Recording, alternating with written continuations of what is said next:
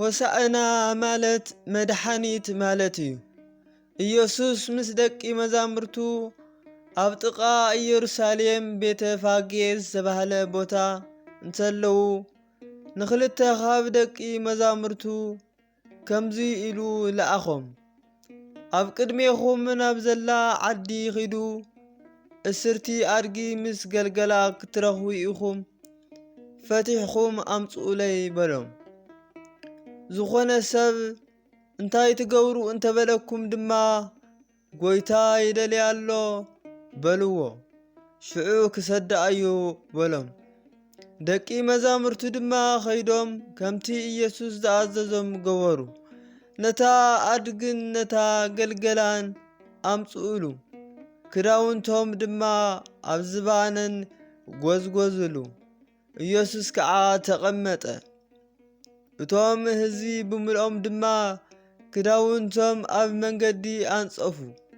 ካልኦት እውን ካብ ኣእዋም ጨንፈር እናሰልዑ ኣብቲ መንገዲ ይንስንሱ ነበሩ።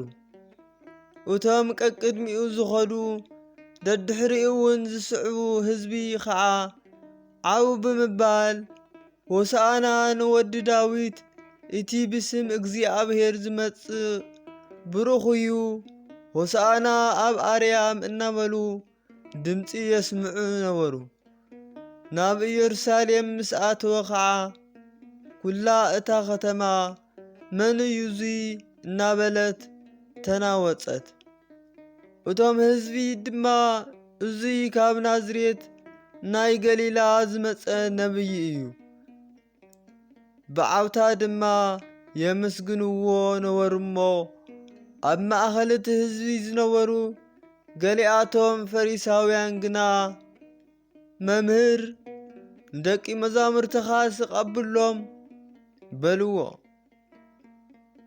ሆሳዕና ሆሳዕና ሆሳዕና መድኃኒት ኢየሱስ ክርስቶስ ኣብ ዝባን ኣድጊ ተጻዓይኑ ናብ ኢየሩሳሌም ኣተወ።